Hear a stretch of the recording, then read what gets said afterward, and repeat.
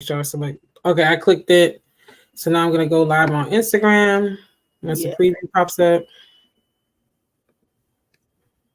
All right, we're good to go. All right. What's up, everybody?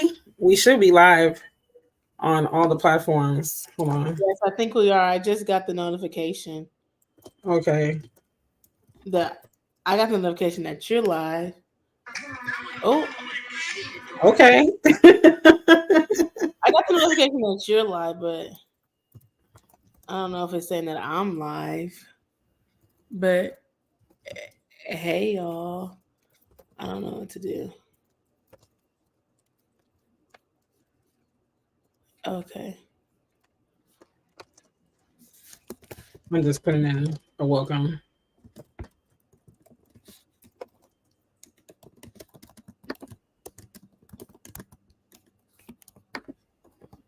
All right, that's. Oh, hey, Layla. I know I haven't been live on YouTube in a minute. This used to be my stomping grounds for real. But I still love y'all. Oh, yeah, it's showing that I'm live on Facebook. Oh, it is? Yeah. We're trying to get this is our first time using the multi-stream feature to multiple platforms, so bear with us as we make sure everything is going right.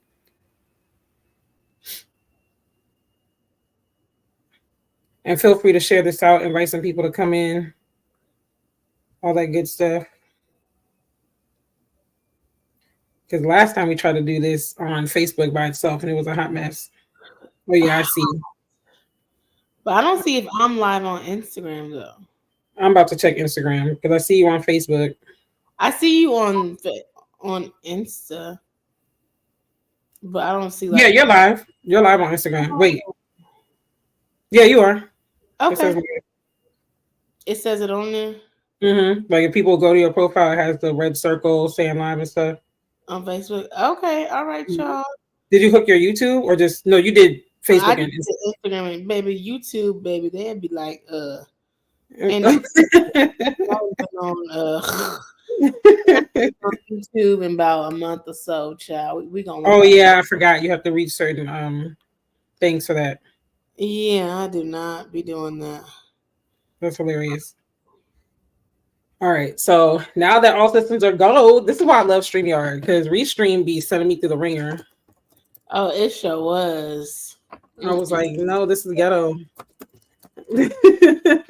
Well, hey y'all, we are live on Facebook, Instagram, and YouTube. I think this has definitely been a more streamlined process. Yes. So let us know in the comments where you are viewing us from, where you at, what you're doing, and how you're enjoying your Sunday night. Yes, let us know. Let us know. I was trying to pin this, but it's not going to work. And as you can see from the title, this is a goal planning power hour. So, or you can say a co-working session. It's just a time for us to come together, woosah, center ourselves, and really just reevaluate our goals for Q2 and the rest of the year. You know, it's a good time every quarter, at the top of the quarter, to just be like, okay, where am I at? Where am I going? Do I need to pivot? You know, and gain inspiration. Because we actually did one of these impromptu on Instagram, like mid-March or something like that.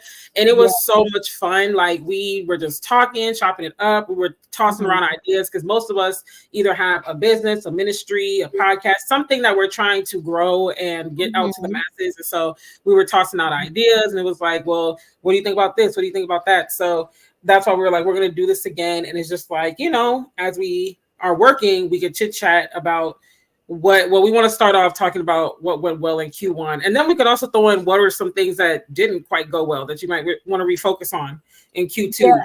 In the YouTube streets, they call these quarterly resets. Oh, really? Oh, okay. Resets and monthly resets. Yeah, resets every month, stuff like that. Yeah.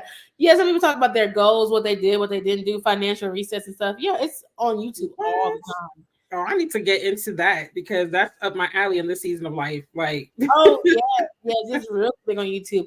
I did a monthly reset like one time, but yeah, people do quarterly resets, monthly resets. It's all about like getting your finance together, what goals that you reach. It's all about personal development. So I ain't got time for that. But I mean, I do have time for that, but I don't have time for that. But yeah, so we could talk about what went well in quarter one. If y'all don't know what we're talking about, basically 12 months in the year, each of them are divided into quarters. 3 months is a quarter. So in April is a new quarter. So we're going to be talking about January, February, and March. And so just let us know if you reached your goals, if you had any goals that you are carrying over to quarter two, or what goals that you reached, or you just like, child, it ain't gonna make it this year. Okay. Yeah. So do you want to start first with your quarter goals? You can start because I'm typing comments so people can see what we're talking about. Okay, so my main two goals, I think, for the main first quarter. I mean, I have a lot of goals. But mainly I did start a new podcast called the Black Girls Den Podcast. So y'all can go check that out on YouTube and Instagram, Black Girls Den Podcast. So that was really major. What people don't know is like the behind the scenes of starting a podcast, it takes a while. So I think we had this idea like in November or something, and we put it out in March. And so then we had a trivia night, everything to like promote it. And so now we just got done doing some episodes earlier today. So it took like almost like 6 months to like really get it out, really push it out, really get everything done for it. And we're still not even like all the way put together, you know, but that was a good thing. And I have another podcast called Millennial Thoughts Podcast. So that season 9 came out. You know, if y'all want to check that out, it's called Millennial Thoughts Podcast on Apple, whatever, you know, like plugs. But that was my season 9. So those were the two biggest projects. And I did start another project, but that's neither here or there, really, not to follow it. But I ended up moving out of my parents' house in December.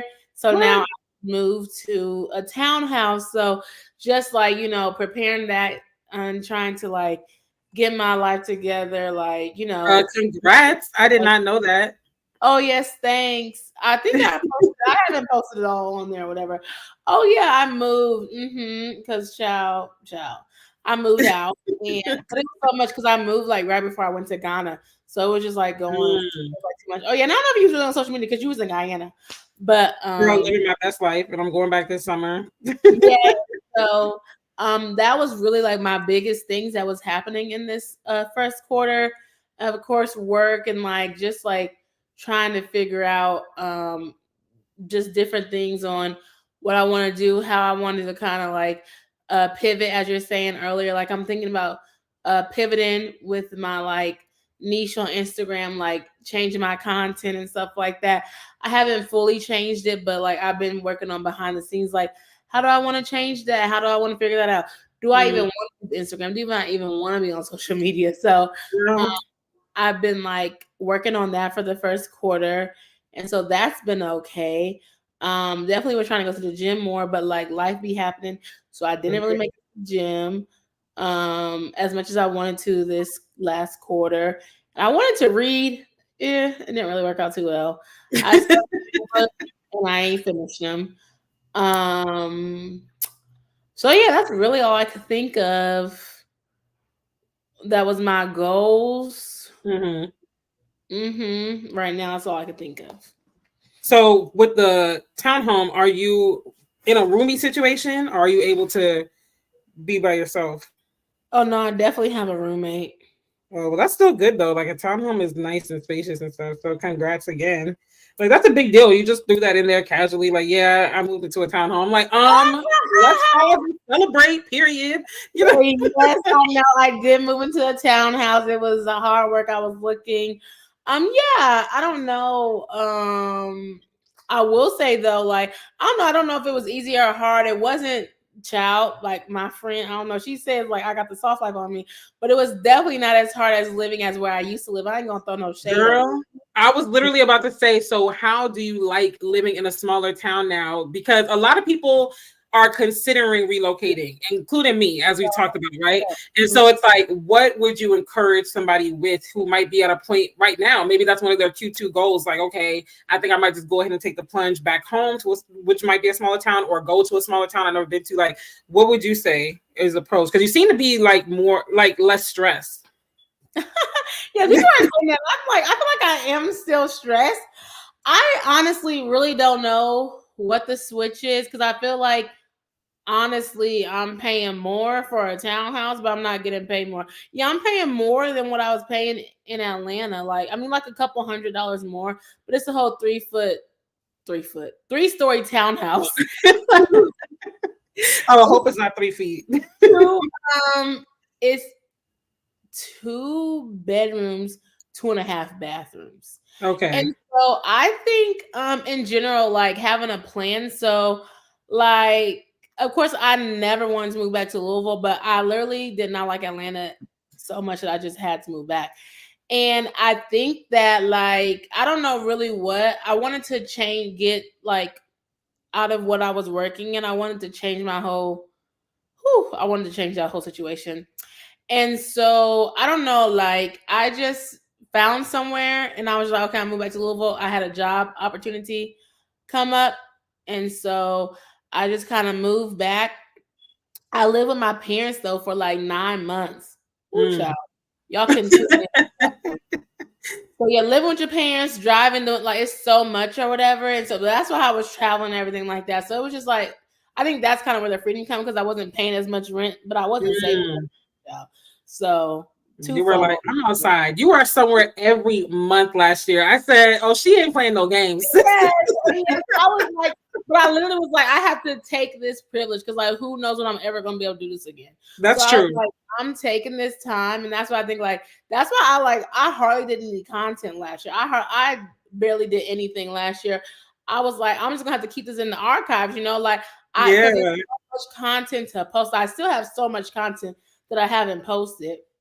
You were like, I am the content. My life is. You see that changed your lifestyle? Okay. Yeah. So I just kind of was like, I want to travel. That's what, and was missing it because I didn't get to do it in Atlanta. And going back to your hometown, I think is different. Of course, that's not necessarily my hometown, but I lived there for a while. Oh, okay. Yeah, and so I went to high school there, but it was only like 2 years. So not necessarily my hometown, but I would say have a plan on what you want to do. But I do see like this is just me, I'm a visionary. So I can see things that can be in the city that I am in just from being in Atlanta and seeing what they have and not trying to really recreate it, but like just thinking like about it, just going to these bigger cities. I'm like, oh, they can have this, they can have this, they can have that. Oh, I could start this. Oh, I could open up that, So I have that kind of perspective on things and like just seeing like what's missing and what's doing it.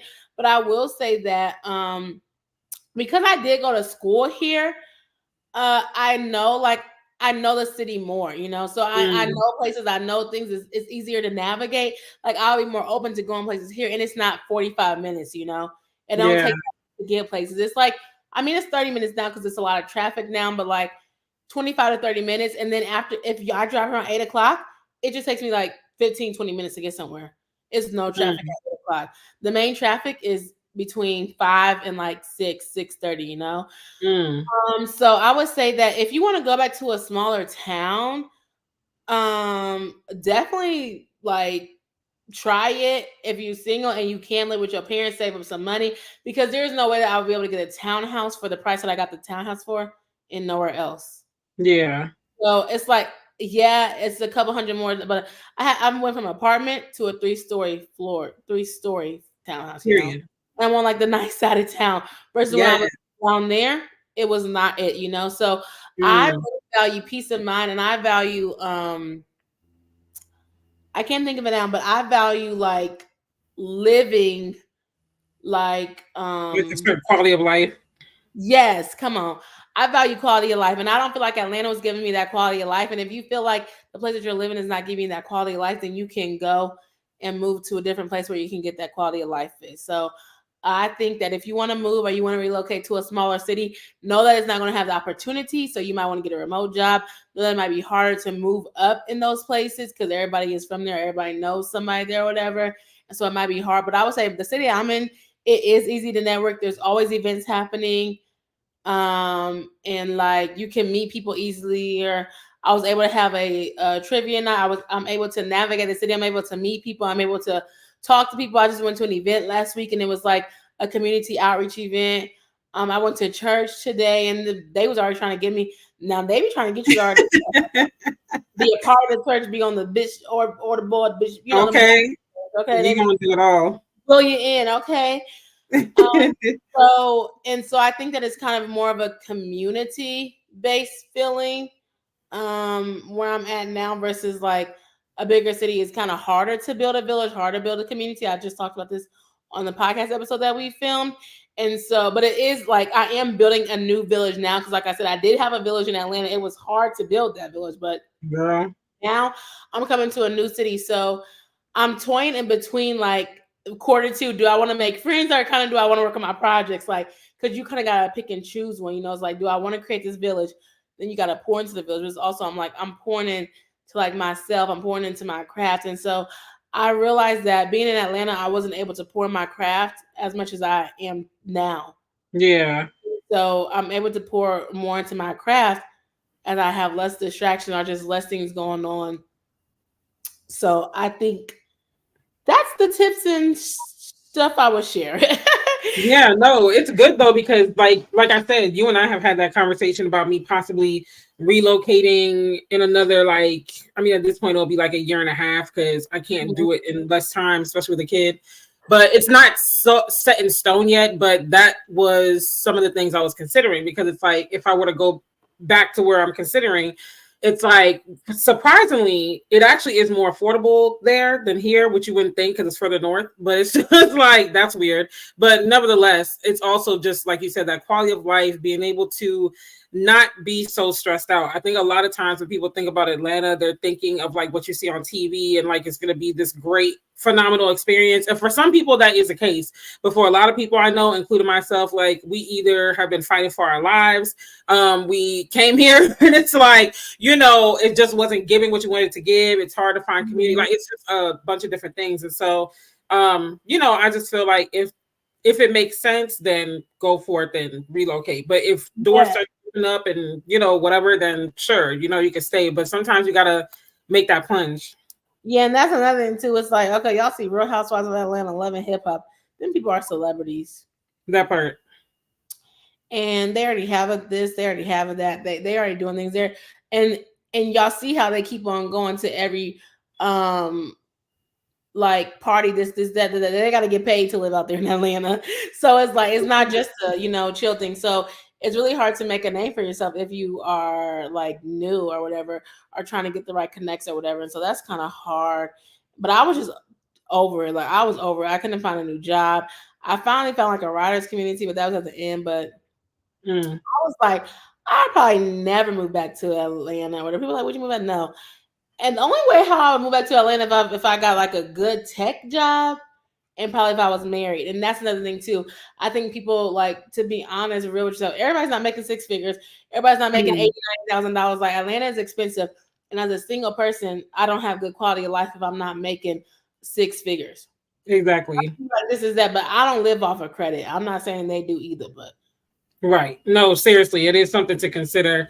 And you know, you gotta do what works best for you, you know? So those are good tips though. And I feel like, hey, if it makes sense to go back home, go back home. Like it's not always the worst thing in the world, even though I understand where it could be like, oh man, like I don't want to go back, but sometimes you got to go back.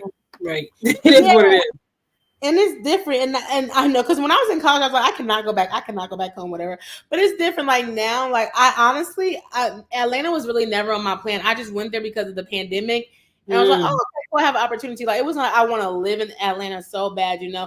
And it's like, okay, I got some experience. Like, I started my professional careers in Atlanta. I got that. I had that experience. And now I move on. Like, it's kind of like, move on to the next thing, you know? Yeah. You don't have to say, you're single. You have, well, not you. Well, I mean. Well, I'm single, but yeah, single mom. Different. You don't have no kids.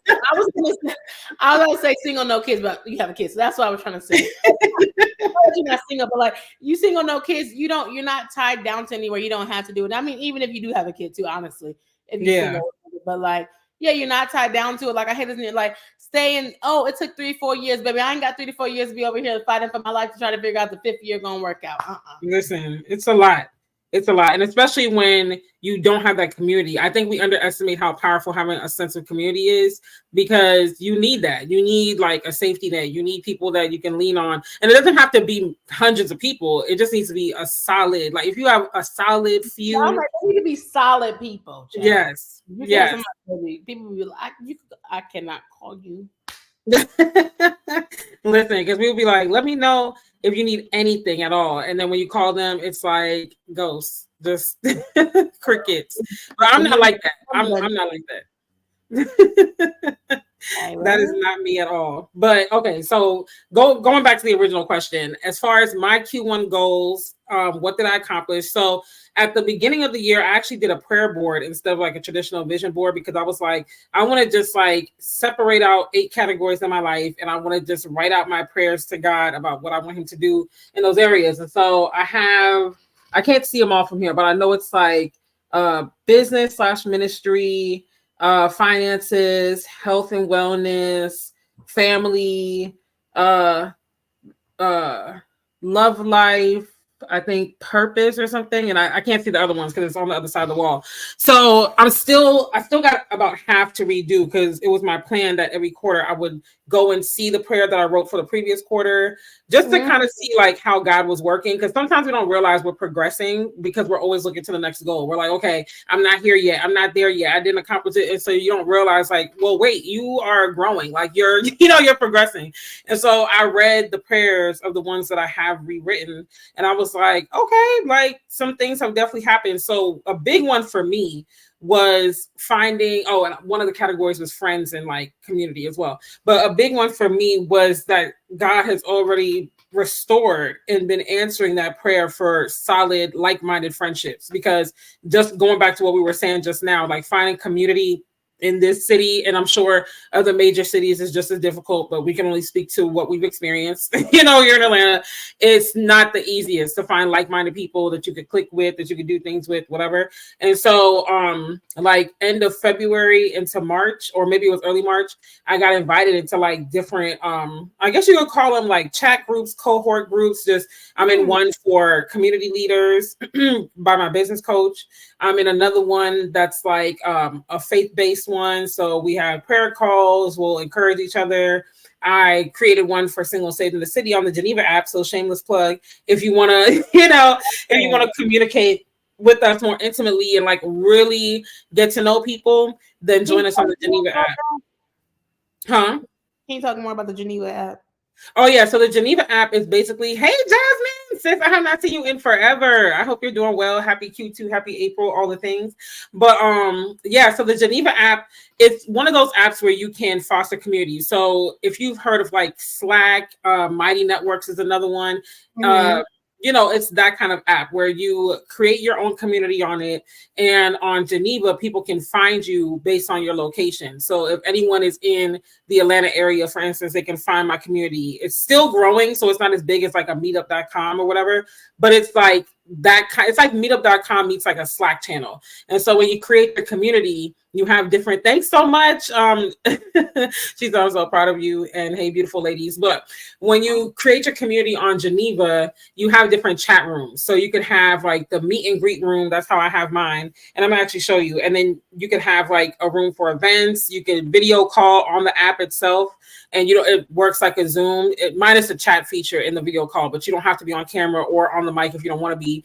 You can have forums and all that. So it's just a way for you to actually chat and get to know each other outside of like a Facebook group or something like that. Because I have a Facebook group, but what I'm realizing is that I'm creating different levels of contact.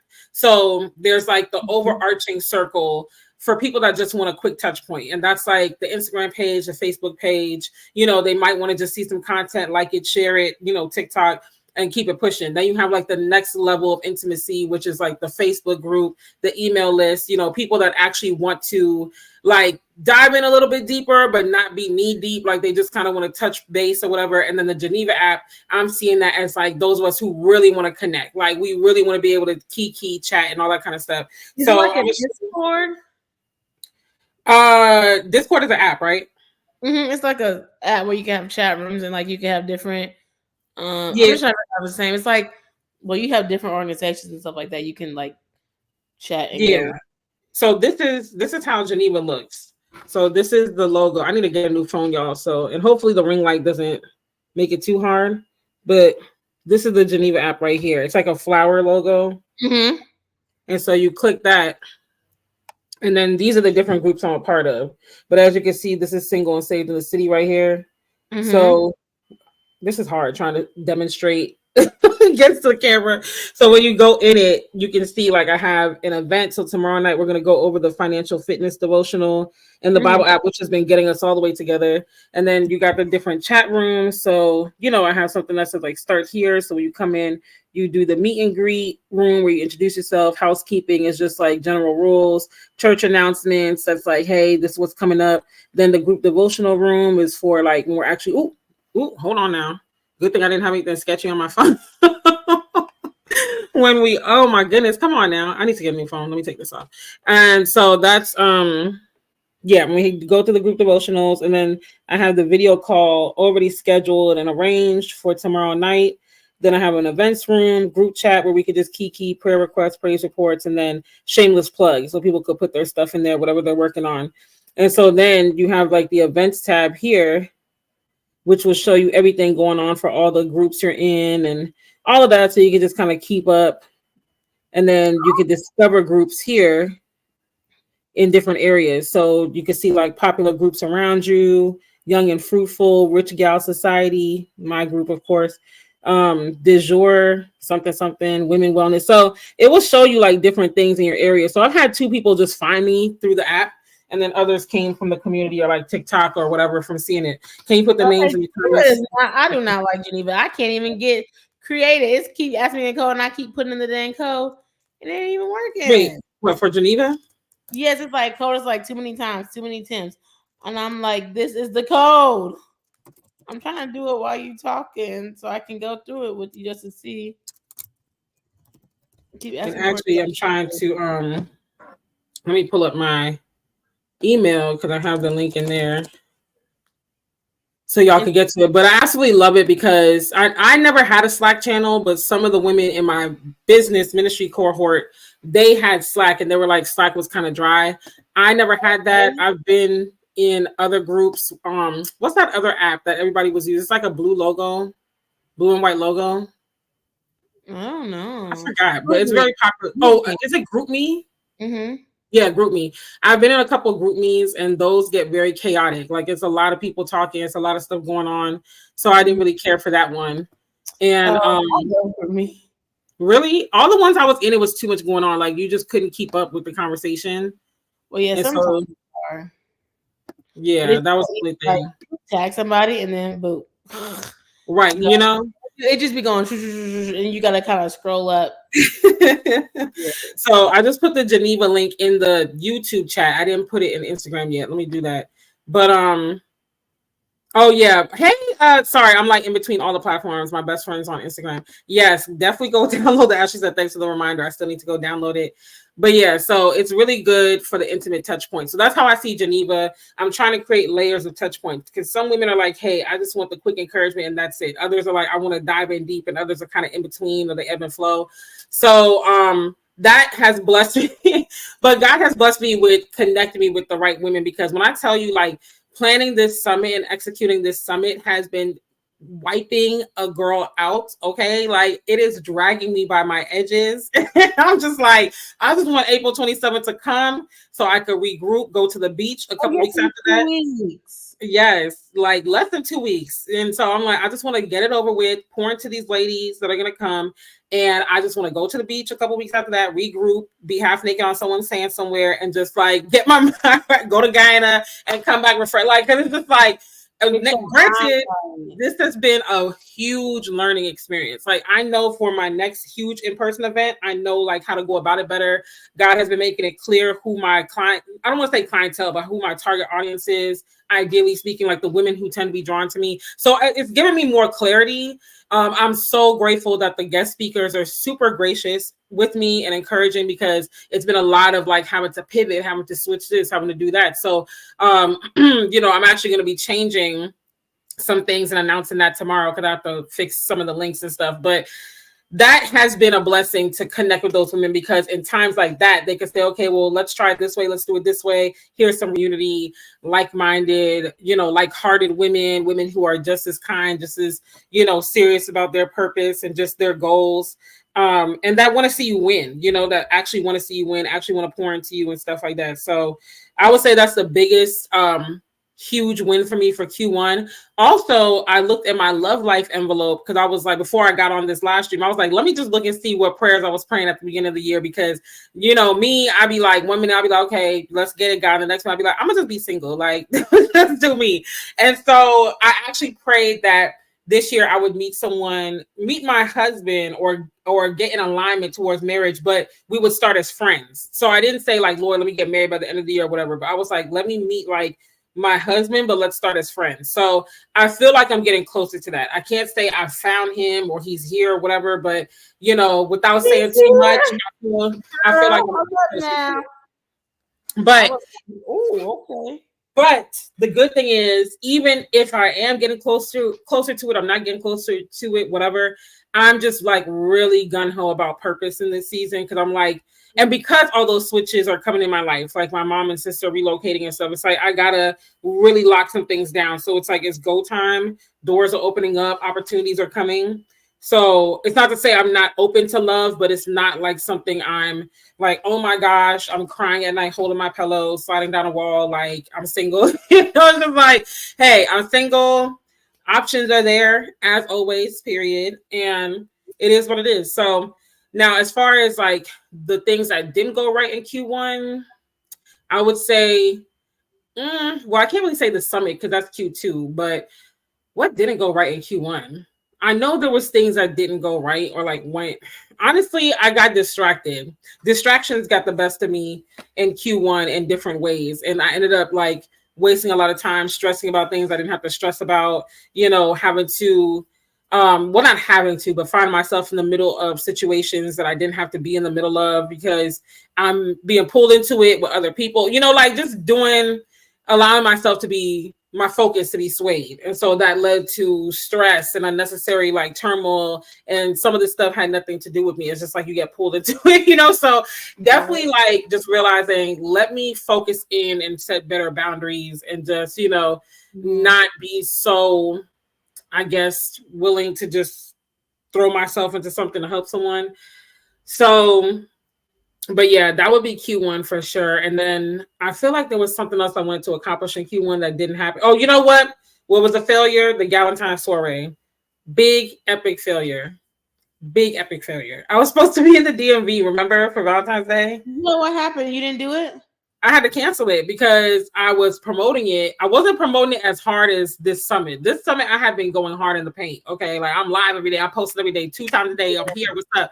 The soiree, I didn't post as much because I announced it during the holiday season. And so I was kind of in the throes of the holidays. I was traveling and stuff. And then I was giving people a chance to like focus in on the holidays. And so I was like, I don't really want to say too much, even though I should have said a lot and made a lot of noise. And so I ended up having to cancel it because I put the deposit down on the place, which I will say for those of you who want to host events and maybe you're like, you don't know any place to have a free event, like where you can get the space for free, definitely use Peerspace. Peerspace, my experiences with them have been really good. They're very affordable. You can find a space that's small enough for you if you're just starting out.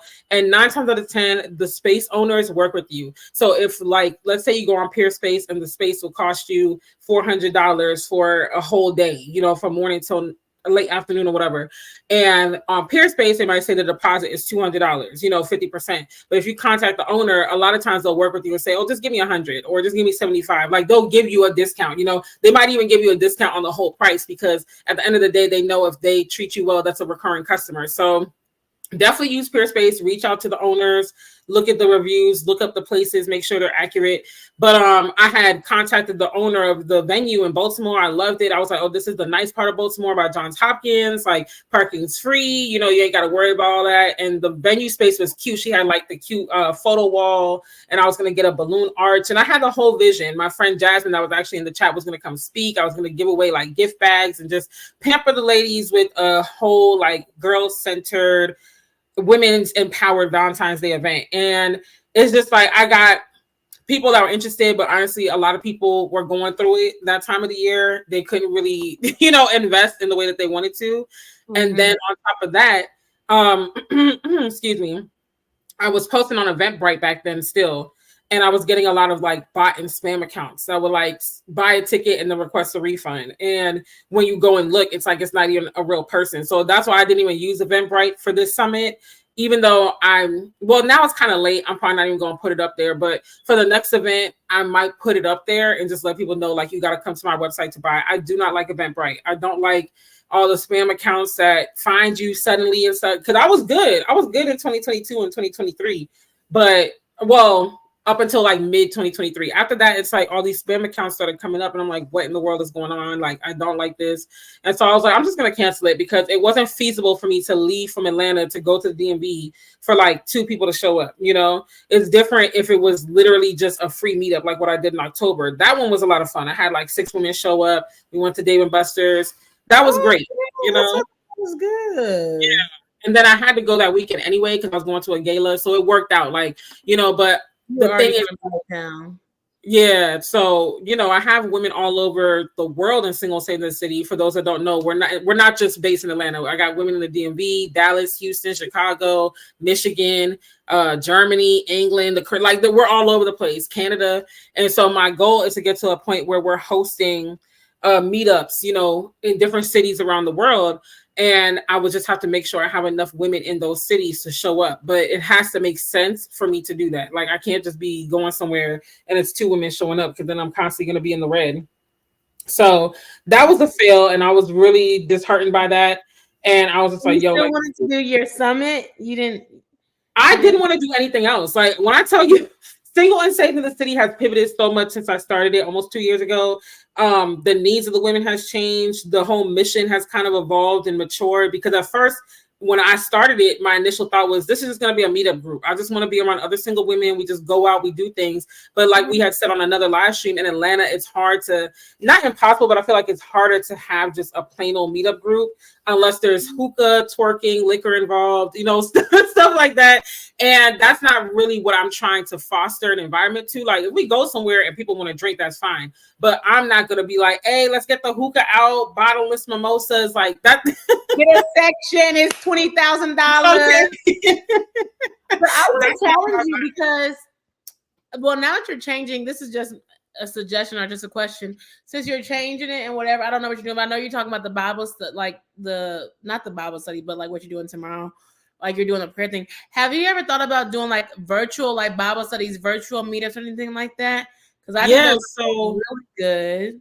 So the summit now is virtual. I have done a few virtual events. In 2022, I did like 3 virtual events, and I actually plan to do a monthly virtual event through the Geneva app, because that one gets better participation than like Facebook and stuff, because people be on social media, but not really. So I definitely want to do more virtual events. And I definitely, so how I see Single and Safe in the City now, at first it was just like hey, let's meet up, sis, let's hang out. Now I see it like a training ground and a growth ground for single women. So it's like, I want single women to come and grow in their faith, in their finances, in their purpose, in their health. Like, it's just like, let's become the best version of ourselves. And 9 times out of 10, when you're doing that, like if you do desire to date and get married, that's when you meet better people anyway. Like when you're in your own journey, focused on you, and you're like, not be better than child. Well, I feel like you attract better when you're focused on you, but you can't. I've been focused on me my whole life, and I ain't attract better.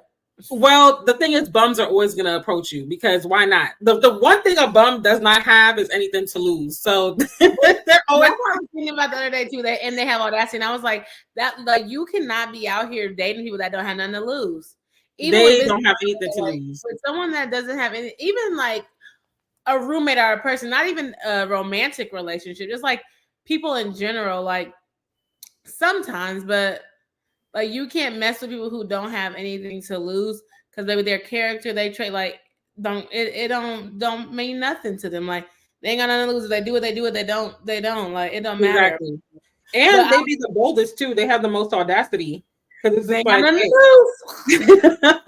But I was gonna say, because I met this girl in Atlanta like a long, long time ago, but she kind of created her own thing because she like didn't have nothing to do on like Friday nights, and she was single and stuff like that.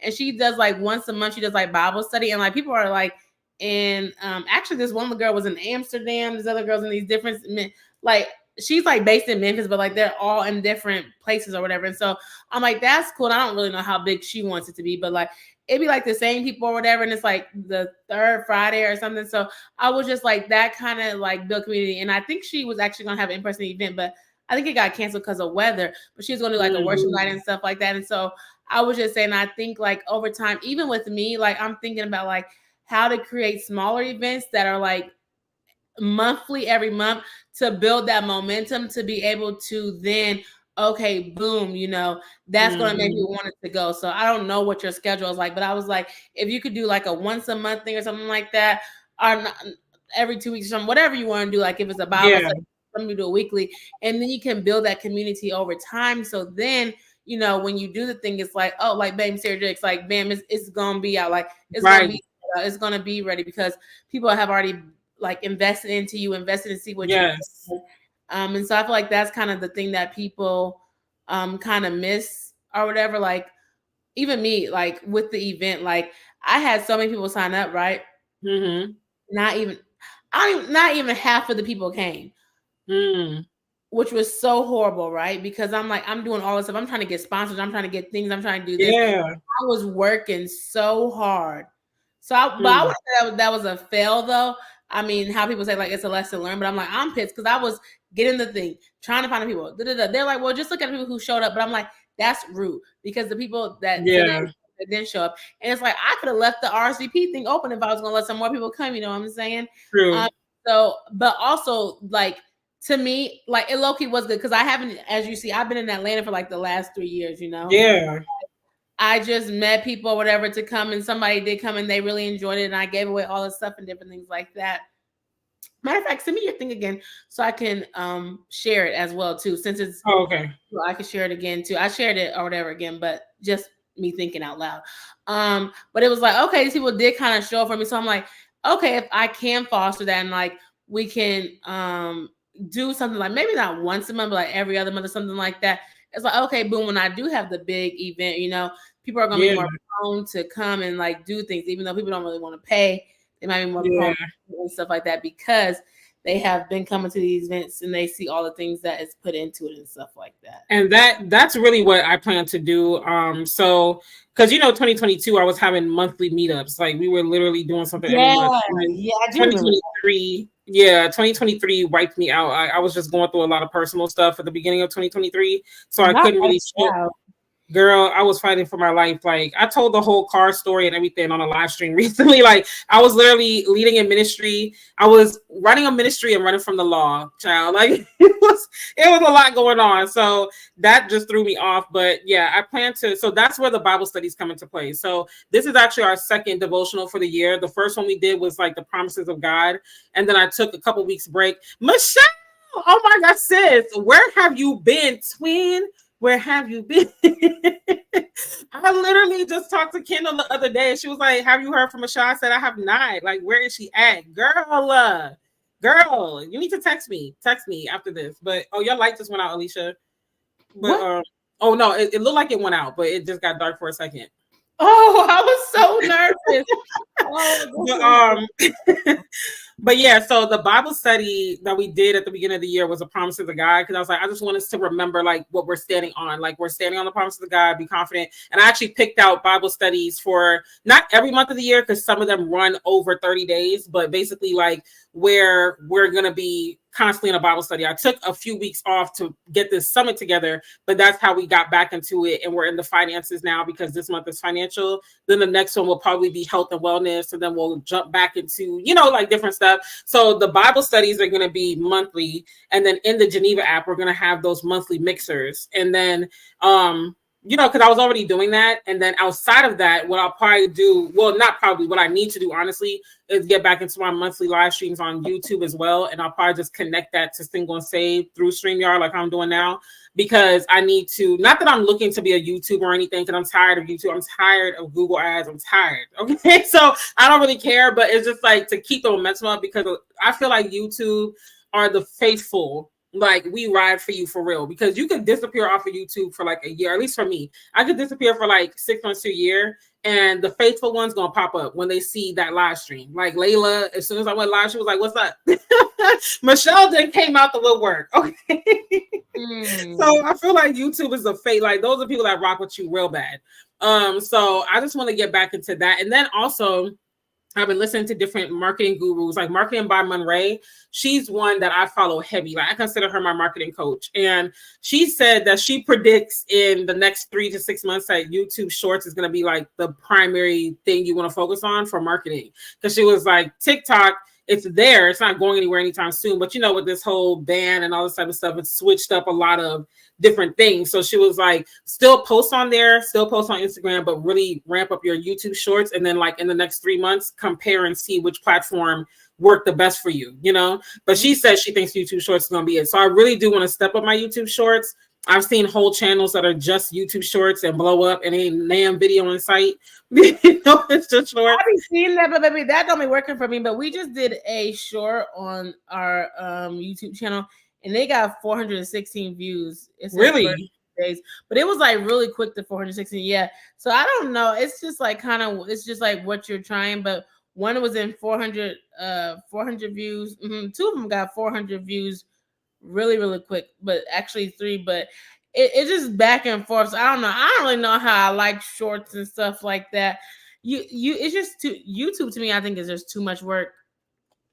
YouTube is a lot of work. Yeah, and so it's not really good on my return. It's not really a good investment on my return. So see, for me, YouTube has been a great return when I was on my game. Like I had signed 4-figure clients off of YouTube. Actually, when I was doing coaching back in 2020 and 2021, I got a client just off the strength of me mentioning my coaching in passing. Like I didn't even pitch it. I wasn't advertising nothing. I was just giving a life update on living in Atlanta for a year. And it was 2020. And like YouTube money, but I see what you're saying. You're talking about I just mentioned it. Like, oh yeah, I started a coaching business. Next thing you know, I had an email and a client was like, I'm ready to work with you. Sent me the money immediately. Like I didn't have to do a payment plan, nothing. So YouTube is good for like marketing your own stuff. As far as being a YouTuber, I feel like those days are kind of gone. Honestly, I feel like that's what I guess I was talking about being a YouTuber, but like unless you already have it. But that's actually smart. I don't know if you know this lady, but Stephanie Perry, she talks about taking sabbaticals for Black women, like no stress, just free or whatever. And she was like, YouTube was able to help her find her audience, perfect her, perfect her, not speech, but perfect her, like, what is it called? Like speaking. Like her, like she wanted to be a speaker, like a professional. She wanted to be a speaker, but like she kind of used YouTube. She was talking about like an adult gap year, and she talked about like house sitting and stuff like that. So when she was talking about those things, she found her audience. And then every video she did, she was saying that like that led her to write her book, because people are listening to her. She has her audience. People are listening to her. They love it. They love the content, and it helped her perfect her topics in her book, is what I was saying. So it's like whatever topic, whatever did really good. Like, where are the Black women the safest at? What do you do with your, how do you pet sit? How do you, she used YouTube to articulate that, and now she could put it in her book chapter. So I was like, oh, that's a really smart idea or whatever. Yeah, that's really good.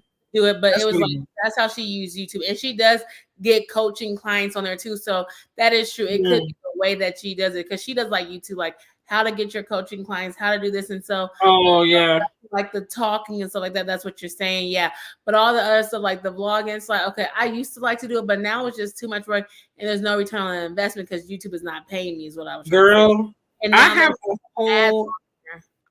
have a whole nother respect for bloggers who do this for real, because I've never been a huge blogger. My channel has always been a talking head channel. I'm gonna give you this wisdom, these gems, these points, and I'm out. Like, I'm not really gonna be blogging. But now with my mom and sister relocating and me traveling to Guyana and stuff more, those things I will blog, because I feel like it's just interesting for people to see it. And then also because there's a huge expat community increasing in Guyana. A lot of people have questions.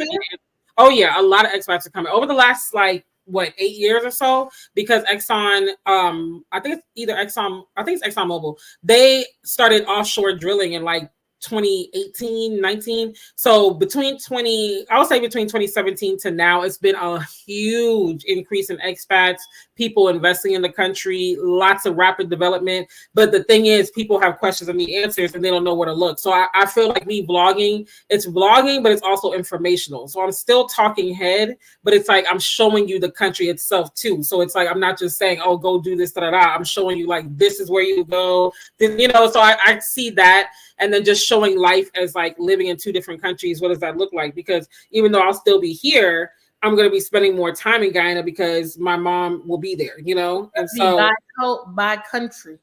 I know. I was like, what do you call that? Because it's not bi-coastal. Like what? It's called what is United States of America? Bicontinent. Oh, bicontinental. Yeah, because Guyana's on South America. Yes, come on, bicontinental. America. So Either way, we doing it. We're making these moves.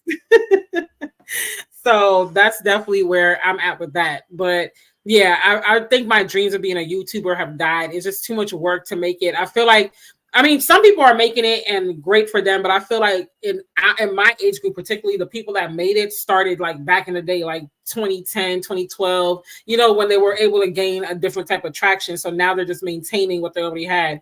But now to grow to that level, I don't even know what will be hot anymore, because you got people in the home like cleaning niche, you got people in the home renovation niche, you got the family vlog channel. Like I don't fit in any one box. So I'm just like, I don't want to be bogged down by vlogging. Yeah, and that's the too. Yeah, it's like if you're in a relationship, that's what, like if I had a man, I would definitely do it. This couple, that's why I'm so sad. They've been doing it for like 6 years. Girl, they're in a new country. What? They done went to they got engaged in the Maldives. What couple is that? Maldives. They went to Bora Bora. He's 26. They went to Paris. They went to Jamaica. They went to the Bahamas. Like they go somewhere every year, but they were talking about how they've been doing it for 6 years and stuff like that, and they worked hard to do it. But I'm just like, yeah, that's different than like you being single. I was like, if I had a man who had the same work ethic or whatever, that could be cool. But like, I'm not a single mom. Well, single moms, I think they do good. They were doing like single mom day in life or whatever. While I don't have a kid, I'm not married, I'm not in a relationship, I can't do pranks and challenges. Like, I'm just gonna have my YouTube channel, I'm gonna keep it. But baby, when I get famous one day and people want to look back, then they could watch it. Or if I get something else, but I'm not gonna keep on trying to create this content and like try to be a YouTuber, a million, whatever. Miss Naturally married something like that. She's been doing it for dang 11 years, and I think she reached 1 million. Oh, really? 1 million. Was it 1 million or was it 100,000? No, she got to be past 100,000 because she's been in the game. Yeah, she's been in the game a long time. Okay, yeah, 1 million, but it took her 11 years to reach 1 million. I mean, that sounds like a lot to me. But yeah, now she has a baby. She's married, and she has a twin sister. Yeah. Mm-hmm. Yeah, yep. She just reached 1 million. Wow. Subscribers. Like 2 weeks ago or something like that. That's crazy. And her birth vlog reached 1 million views, and that's probably really like what took it over.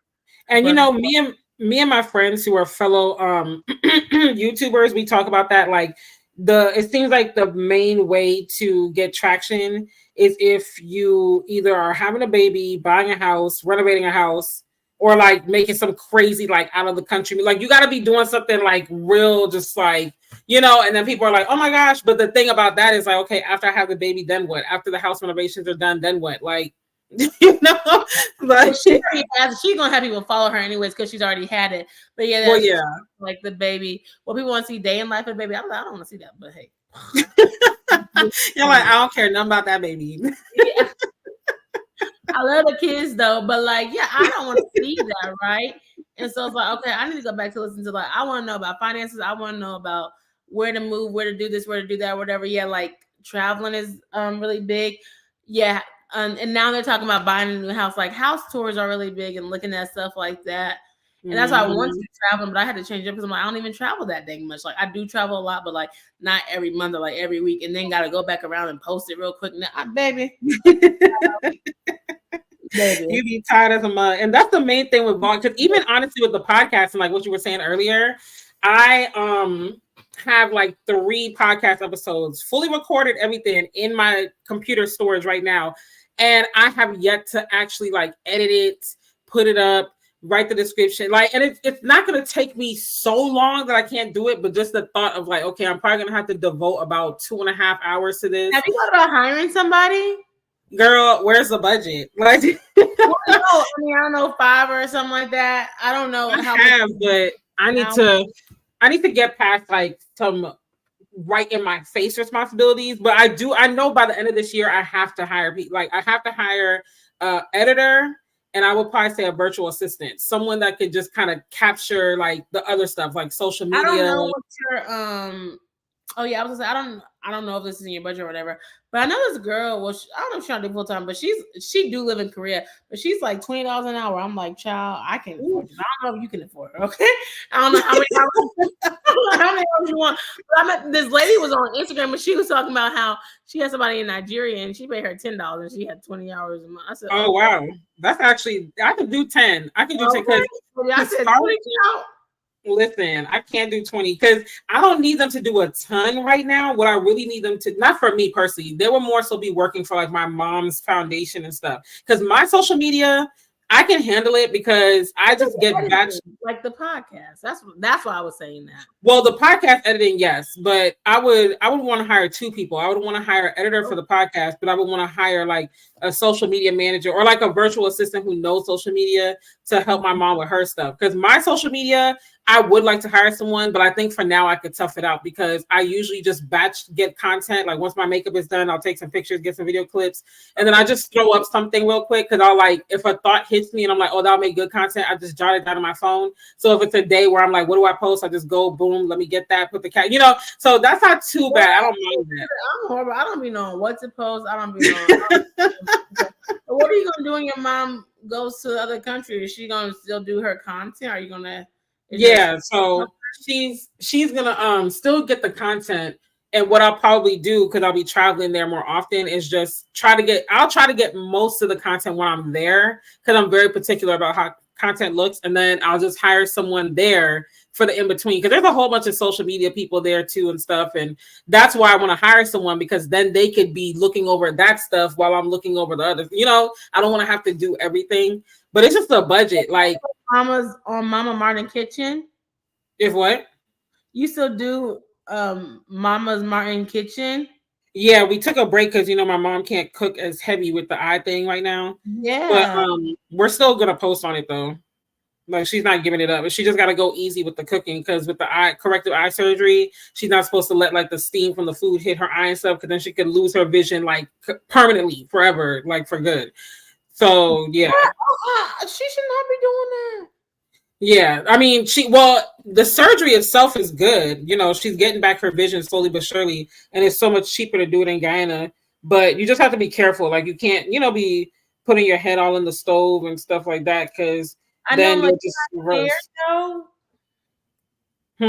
You want her to cook still? I'd be so scared. Oh no, she's not cooking. That's what I'm saying. Like that's why we kind of pause on her channel. Like I'm gonna pause her back to cooking. Oh no, like after the doctors, it's gonna probably not be till about 2026 to be honest. But when the doctor says like, okay, yeah, she can cook, then she's good to go. But for right now, that's another reason too why I'm so drained because it's like I have to do most of the stuff that my mom would do, and it's just a lot because when you're cooking and stuff. Yeah, because my mom would cook, and I mean cleaning, we split it. Like I would clean upstairs, she would clean downstairs. But now I have to do all that because she can't bend down long and all that. Because the way that they correct your eye, it's like you have to be careful. It's a lens in there, so if certain heat or too much sudden movement hits it, you could go blind for real. Like she was already legally blind, but you could go blind forever. Like if you're not careful. So it's just a lot. So I want to hire a cleaner. Huh? Does your sister help you like with cleaning and stuff like that? Yeah, but my sister's not really. She takes her time with everything, so she's very thorough, but it just takes a long time. And then she'll more so be like, okay, I'll watch Christian, so I could breeze through it. But either way you slice it or dice it, it's a lot for one person to do, like cooking, cleaning, working, business, this, that, like. Oh, and so now that your mom can't help because she, like, I mean, not sick, but like her eyes, she has to get healed. Yep. So now that's why I'm like, now you have to clean and do it all. Yeah. So that's why I'm like, I really need to outsource more, but you got to have the budget. You can't be like, hey, you want to do this for me for free, or, you know, pennies on the dollar. So that's why I need some more money, because I hire a cleaner. I want to out for this. But not you said your sister would be like, I watch Christian. I'm telling you. And Christian loves some Auntie Rochelle. Like he loves her. So your mom has to like kind of be like really, really careful. Yeah, and that's why, like, well, at this point, she pretty much is almost fully transitioned to Guyana. She just has to acquire her own place, but she stays with my aunt right now when she goes, because she's there for like now. Oh no, she's leaving April 30th, and she's not coming back till August. We're all gonna come back in August, but after that, we're gonna go to the DMV for her to say bye to everybody up there, because by January, her and my sister are gone at the latest. When are you going to Guyana? I'm going July. So my sister, me, and Christian are going to go for 5 weeks from July to early August. And we're going to help my mom get settled in. Like, because my sister and my mom are moving in January. So we have to go and like actually acquire like where they're going to live, like set things in motion, you know? So that way, when they go, everything's set and you're not like fumbling around at the last minute, you know? Oh, and your mom's staying with your aunt though, like. Yeah. So when she goes in May, she's actually leaving April 30th. She's flying up to New York to meet my aunt, because my aunt's in New York right now with my other aunt. And then her and my aunt are gonna fly to Guyana together, so my mom doesn't have to navigate the airport alone. And in Atlanta alone. Ooh, child. Well, we pay for the like adult chaperone, the person to guide you. So they're gonna make sure she gets to New York safe. And then once she gets to New York, thankfully we don't have to pay for that there. My aunt will meet her. Then they go to Guyana, and then she does a surgery, I think May 4th or something like that. She does the first wave of the surgery. Oh yeah, it's a lot of surgeries. That's why it's like a 2 to 3 year process, because they have to do it in stages. They can't just go in there and slice and dice your eye. Like they gotta, they gotta do it in stages. Also, when you talk, that's why I'm like, what, girl, what? So what you're talking about, it's not like the mama's kitchen. She wants to do it, but she's not going to do it till 2026. Right. So in the meantime, me and my sister, we've cooked on her channel before, but it's just a matter of, okay, like, do we just want to keep doing cooking videos? Do we want to bring in some more of that home stuff? Because it's kitchen and home. So we're just trying to figure that out. But right now, my mom's main focus. It's like we're moving to Guyana. Yeah. So I told her I think it'll be a good idea for her to show that, like that process of moving and stuff. Because one, that's going to bring a lot of traction to your channel. My Guyana video has almost 2,000 views. I'm like, two, it's going to just, again, give people information, and it's easy because it's something you have to do regardless. So you don't have to think about content and all that. You're just showing what you're doing already, you know? Yes. Oh my gosh, I'm seeing the comments. Yes. Oh, yeah. I don't know if I'm still live on Instagram, because it's after an hour. Well, we're live on my Instagram. You are? Yeah, hold on, let me check. I'm still live. Yosha, I didn't even know. Yes. Yosha said it is a lot. She said daily and weekly vlogging is time consuming for sure. Most definitely. She said batch recording is key. Yes. She said life was life in quarter one. My goal for quarter two is to be consistent in my fitness journey and reach 20,000 on my YouTube channel. Period. Yes. Oh, she said wishing your mom the best with your healing and you as you help out too. Thank you. I didn't even see the Instagram. Thanks for commenting. Yes, I know Yoshi. Oh, unless you want me to call you Mr. Clusive, I'm so sorry. But you used to batch record. Like I gave it up. Like I quit YouTube. That's what I did, child. You did. You said forget this. I'm out.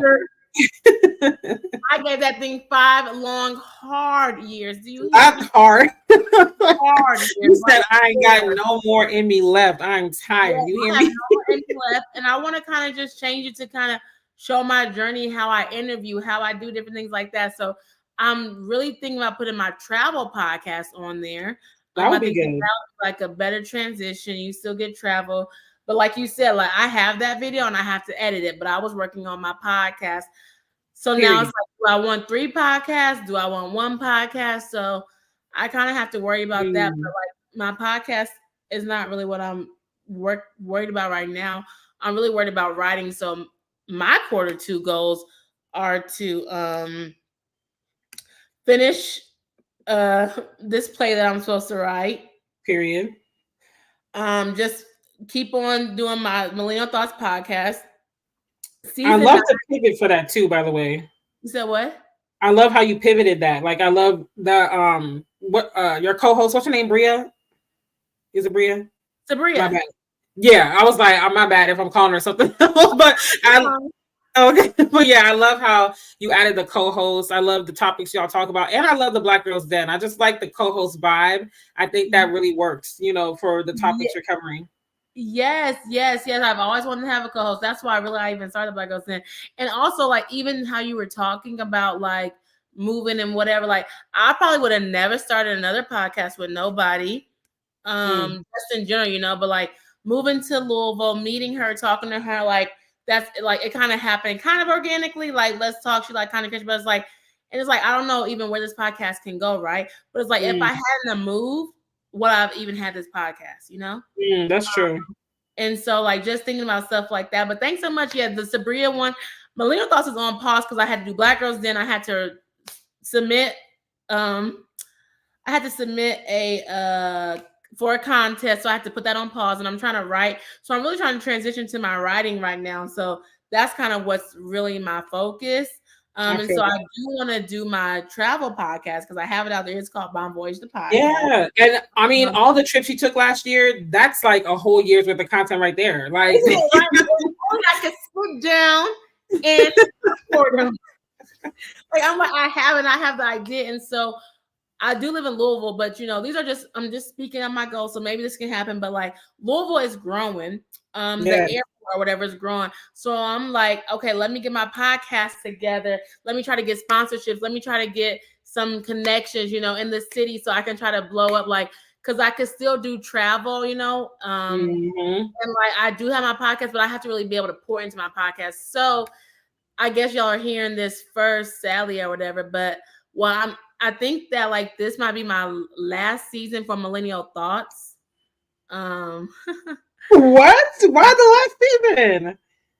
Well, that will be 3 podcasts I'll be doing. So would you combine it though? Like maybe do Bon Voyage and Millennial Thoughts together? Maybe? No, I think I'm just gonna do Bon Voyage. Okay. The travel podcast. Yeah. Okay. And so okay, let me not say Millennial Thoughts is ending, but they have Spotify, all that stuff, whatever, how you do it is whatever. But I think this is gonna be my last season doing podcast interviews on Millennial Thoughts. Okay. I have I can't talk about the announcement yet. So I have another thing that I want to do on the podcast. But yeah, it won't be podcast interviews no more. So then that could free up my time to do other things that I kind of want to do. So yes, it's sad, but I'm like, okay, because it'll be the 10th season. I'm like, do I keep on want to do this? But like, not trying to sound horrible, but like I can see the money in the travel. So it's like, let me hit that, let me go there. And then I already have Black Girl Den podcast. So it's like juggling 3 podcasts, working full time, trying to write. It's all a lot, right? Yeah. So like, I got to figure out what I can do to keep maintaining it and to keep going. Yay, welcome to the live, y'all. I'm glad I'm not seeing everybody coming in, but what's up, y'all? Let us know where you're tuning in from. Yes, I am literally just now seeing this. I feel so bad about this. But hopefully, Miss 604, you get your 20K on YouTube, period. And that's right. Yes, thanks for joining. But yeah, it's so hard. So yeah, I haven't really made the announcement yet, but because I had to put it on pause, and it's like I want to do some other things, and because like like I'm saying, like I like to do interviews, but everybody interviewing, it's kind of hard to get people to interview. I like co-hosts, but then sometimes dealing with co-hosts, they're busy, they're not busy or whatever, and so I kind of want to pivot as I'm like I'm pivoting into my writing, so I kind of feel like millennial, like, and I'm not trying to like brag when I say this, right? But like. Right. Millennial Thoughts, like, I guess it kind of did what it did. It helped me. It launched me. I've done interviews. You can go watch my interviews. So I try to see like maybe I could take those and put that all on YouTube or something like that, or make my own. Like I've done interviews. People know I know how to interview. You know what I'm saying? I talk. I do like it's already a part of my catalog. You know, I don't feel like I have to continue to do that to grow into the next things that I want to do. I feel that. Like I definitely feel that. I think for me, you know, you got to do what you got to do. You got to do what makes sense. And if you're trying to pivot into writing, then hey, I'm here for it. Like, you know, I definitely am pivoting more and more in different things. I think, well, I only have the one podcast. For me, I would like to do more interviews. I really want to do more in-person interviews though, like have more in-person experiences. So maybe that's something that I'll look to do. But at this point, my bread and butter, my baby is single state in the city. Like everything else falls behind that. Of course, beyond, you know, my day-to-day work, paying my bills and stuff like that. Like Lyft keeps food on the table, keeps the bills paid. Okay. Well, no, I thought you was doing delivering food. No, I'm doing Lyft now. Yeah, because I was like, when was the switcheroo? Because baby, you used to be delivering that Grubhub, and I surely was until they messed up my direct deposit last summer, and it took them months to fix it. Like they literally were not. They were not working with me. They were locking me out the account and all types of stuff. So I was like, oh, I'm done with this. And I think they just fixed it. But at this point, I make better money with Lyft and it's faster. So I'm like, I'm just going to stick with that. Now, when you drive around, you drop people off, you get more things and you don't got to really. Yeah, it's not as taxing because with the food, you're like in and out the car. You're in the restaurant, you're climbing the steps of the apartment building, you're back in the car. You know, you're doing a lot of different stuff. But with Lyft, it's like, okay, you hop in, you hop out. The most I do is get out to help someone open the trunk at the airport. And that's it. Like, you know, just like, that's about it. Right. Yeah, it's so much simpler. So, and then now my thing is I want to get single and save to the point where it's giving me residual monthly income of some sort. So definitely growing that, fine-tuning that, which I'm gonna be working with a business coach next month. And then also figuring out maybe like a part-time remote type of job or whatever, which if y'all want remote work, I just started following this woman called the Work at Home Job Queen. She sends email lists, job listings every day. She sends it.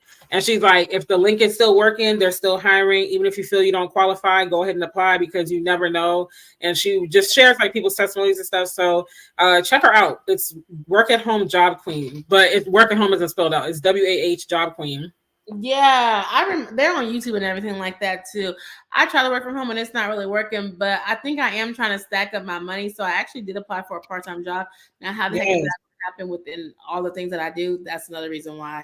And so sometimes, you know, like it's okay to pivot. Like they're like, what is it? I'm like, I quit my YouTube channel. Stop doing my Millennial Thoughts podcast. Okay.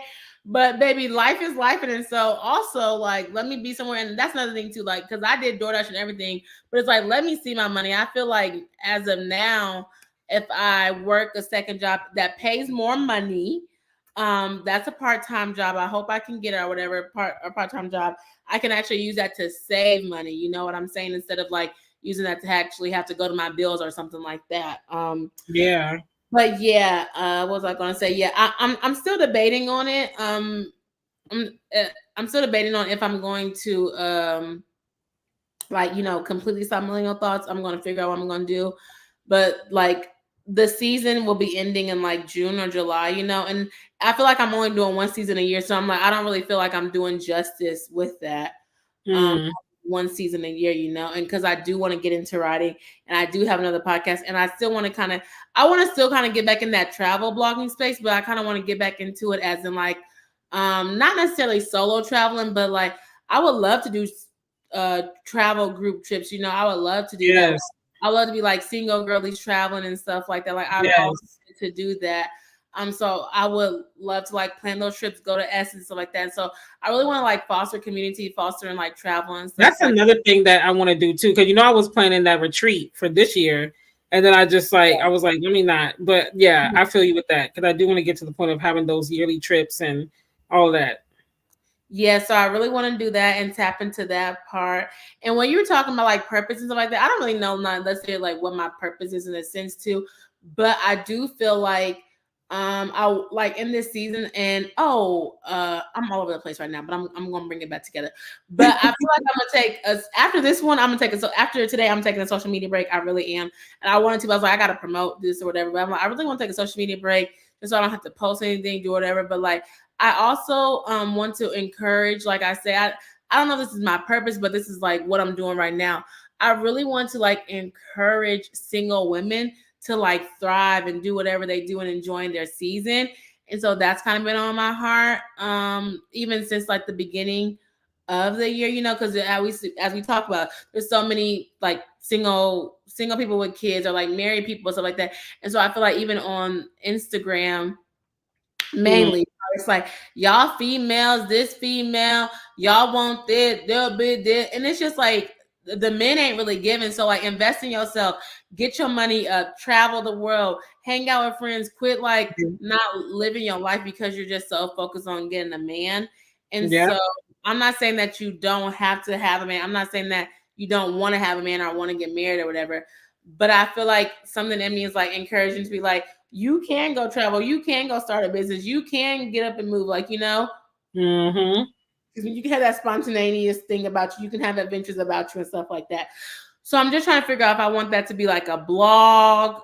I guess not necessarily like I already have a podcast, so I wouldn't start another podcast within that. So I'm kind of thinking about that, but I was like, maybe I should like take a social media break, maybe read some books, but maybe read the Bible. Girl, I'm trying to tell you guys. I definitely plan to scale back at least for probably about a week, after this summit, because you need to unplug sometimes. You need to just like get away, just silence the noise, get recentered, because it's a lot going on, and especially when you're constantly trying to build something, you're constantly promoting, you're constantly out there. It's just a lot, and I know I have been out here working, okay, day and night. Nobody's seeing me. What is going on? I'm confused. So I'm gonna take a break for sure, and but I do know that and see, that's why you got to be at the summit, because I'm gonna be talking about purpose and clarity about that. But I'm gonna message you about the switches with that, and then send you the new flyer and all that. But needless to say, what was I gonna say, child? I done lost my train of thought. It left me, but nevertheless, you just got to do what you got to do. Oh, I was gonna say, I know what Single and Saved in the City is going to be heavily event based. I'm realizing that even like in my groups that I'm in, like not the groups, so like when I go live on video and I do virtual events, or even when I was having success with the in-person meetups, when I had more people in Atlanta, I'm realizing people like to be in the room with me, so it's like, I don't see it being something where it's very text-based, or like I'm just creating courses and you just buy the course and you go through it on your own. I really do believe it's going to be event-based. It just might look more like virtual events in the beginning, and then lead to the yearly, retreats and stuff. But I do know that that's the ultimate plan, to have those yearly retreats and have like a yearly summit or conference. But I'm realizing that like video events and stuff, it always is more successful for me, because even with me going live more often on Instagram, I've seen a ton of growth on my page. I've seen a ton of increase on my website traffic. Like this last month alone, I had like 300 more people come to my website just for me going live, and a lot of people clicking around and entering their email and stuff. So I'm a video girl. Like I do good on video. I do good like interacting with people. So I just have to create the spaces for that. It might not always be something deep. It might just be like, hey, like, let's just mix and mingle. But I think I just have to be consistent on creating those spaces. Like how you were saying, just making sure I have monthly events, making sure I have something monthly, keep that momentum going. Like stay in front of people's faces, because when I retreat too long, it's like I have to start all over, and I don't want to do that, Yeah, and I was gonna say that's hard too, because I was even trying to grow my followers. That's why I didn't take a break from like Instagram this month, but it's still so hard. But I was like, it's Financial Literacy Month. This is a great time to talk about different things like that. So I might try to post something like that. But it's like, even when I change my niche to like, slight plug, if you follow me on Instagram, you see that I changed my channel to Single Girls Tribe. At first, 20 members. I just gained 9 members. Yeah. Like the last 2 weeks or whatever, you know what I'm saying? And so I've never wanted to really be a life coach after like 2020, whatever. I don't like the coaching industry. I really don't really care for whatever. But like lately, I've been thinking like maybe I could be a life coach for like single women. Yeah, I mean, that's essentially what it is. Like, that's what we're doing. We're coaching them because this is what we do. Like, we do this for real. Yeah, I've been an expert in solo living. My friends like, I've been solo living my whole life. So yeah, even with that, how you're talking about, like, I was even thinking about like relocating, going to a different city. Like, I have that experience. Traumatic, but it's an experience, you know.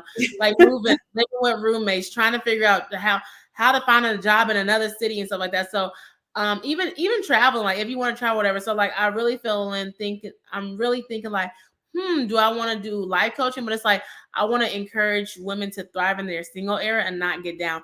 And if you have enough time, go on your solo trip and stuff like that. But like, don't be like, oh, I'm inside waiting for a man. And then first of all, how the man gonna find you inside? That part. Gotta get outside, sis. Okay. Gotta get outside. Yeah, it's just like enjoy your life, have fun. And I feel like I try to do that too as well. But I'm also like building the whole brand and stuff like that. And I'm also trying to build friendships and community. So I feel like, maybe like, I don't know, maybe I have like a whole like list out, whatever. So like maybe by Q4 or whatever, I can like try to tap into like the life coaching scene, whatever. But we'll just see. Cause I don't even really like to call it a life coach. I really like to maybe like a counselor, or like, what's the other one that people call themselves? What's like the bougie word that people call themselves when they be like, I have clients. It's another word. Not a counselor? No, it's like a higher word for coach, higher than a coach. I know people say mentor sometimes, coach. Mentor's a good one. You're single living mentor. But no, it's like it's a different word. It starts with a C though, I think. Consultant.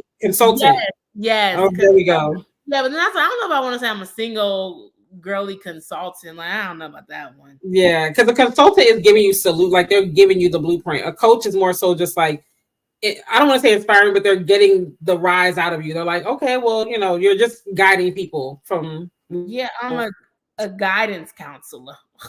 Not a guidance. Take you back to high school, boo. Okay. But yeah, okay. So not a consultant, but I have thought about being a consultant in like other industries.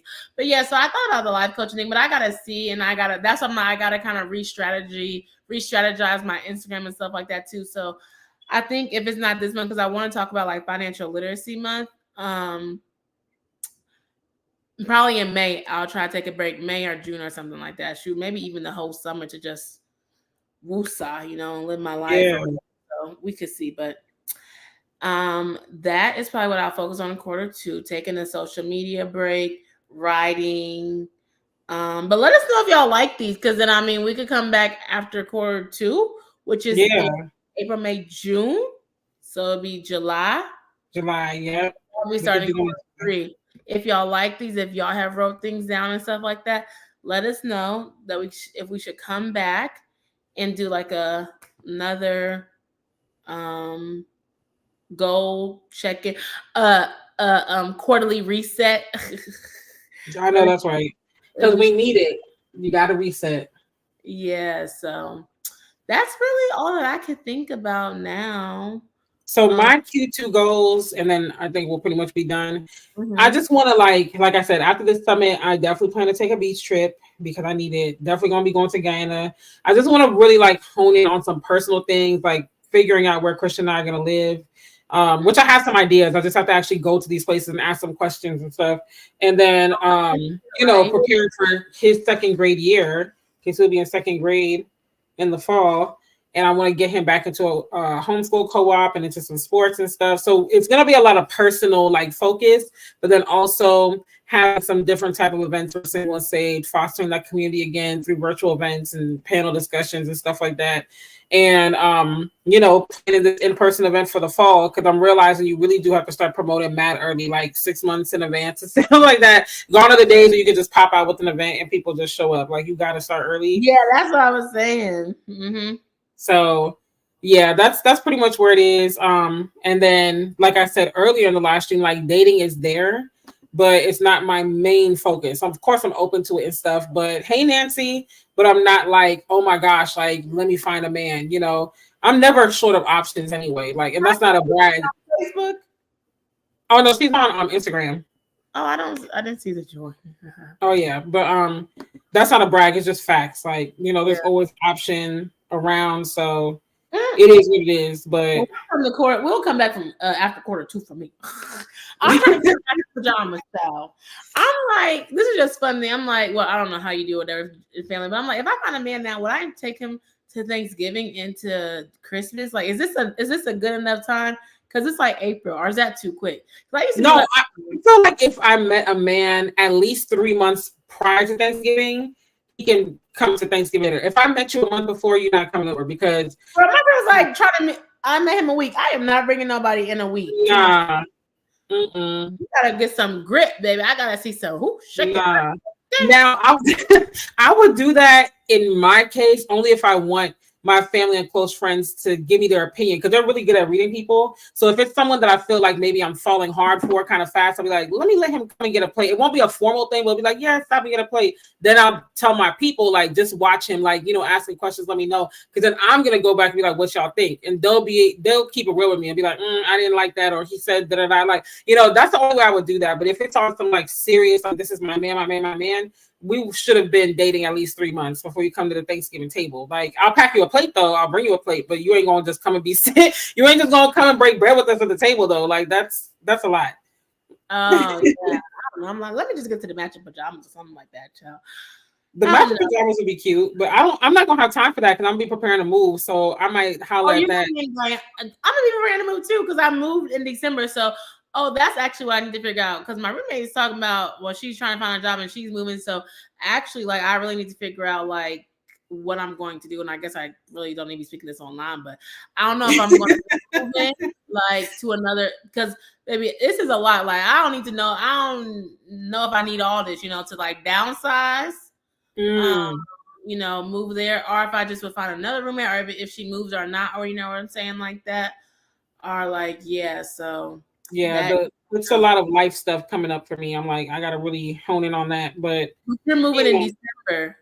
Well, I'm trying to acquire the place in November, so I have a smooth month to move because I don't want to be rushing because I'm going to take a lot of the furniture that we currently have because my mom and sister don't want to ship it to Guyana because that's very pricey. But other things that I can't take because I'm going to have a smaller space, I want to have time to sell it so I could get that, you know, money. So my goal is before my birthday, Lord willing, acquire a place and then just like spend the month of December moving. So by the time January comes and they're gone, I'm smoothly in my place and I don't have to worry about rushing. Yeah. Because, you know, November takes you out, but because it's your son's birthday, your birthday, then it's Thanksgiving. Girl, I be tired. Like November 2nd is Christian's birthday. Thanksgiving's usually around my birthday, a little before. Then my birthday. Then my mom's birthday, December 2nd. Then my brother's December 12th. Then you went to the Christmas. I'm just like, by the time New Year comes, I'm like disheveled. My eyes have bags. Like, I'm done. Okay. I don't want no parts of no celebrations, nothing. Like, leave me alone. I gotta figure out where I'm gonna go for my birthday.